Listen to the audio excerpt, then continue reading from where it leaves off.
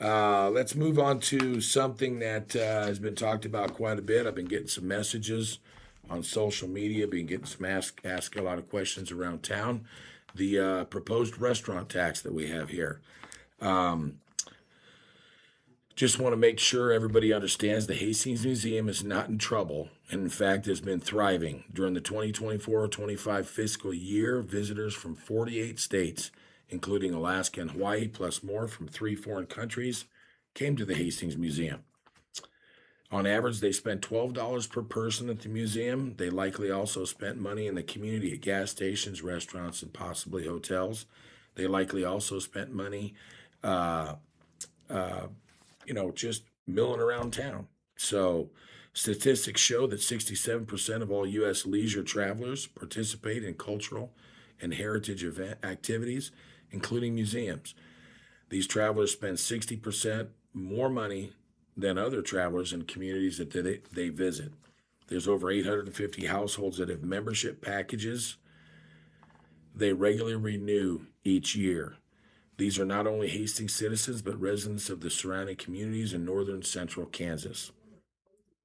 These are people who come with family to see exhibits, participate in events, and send their kids to summer camps at member discounted rates. Heck, Tony, I think I was just there 2 weeks ago, milling around.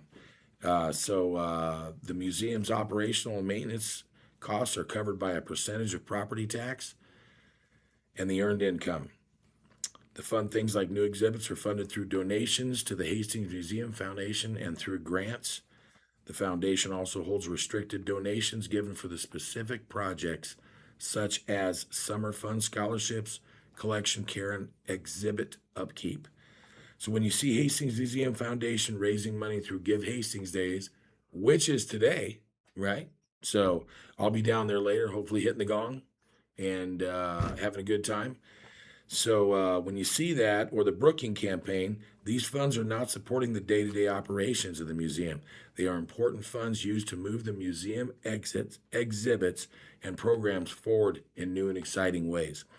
The restaurant tax would replace funding for the museum currently provided by property tax. So those property tax funds could instead be used towards the general fund. A tax of about 2% would cover the museum's tax needs, is what we figured out. An additional revenue generated would go to the general fund. This is good because the general fund will likely see an additional hit through a decrease in mutual equalization funds, according to the governor's proposed budget. We talked about that a little bit at the last council meeting, that's somewhere going to hit between 10 and 50% of what is a $1.2 million subsidy by the state. So it could impact us anywhere from 60,000 to $500,000. So this will help to offset that.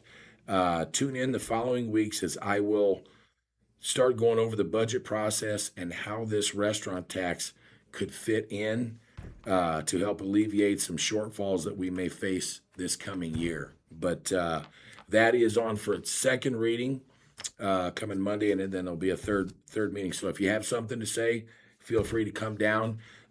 This is open to the community, and we're open to your suggestions or your comments. So come down and talk to us.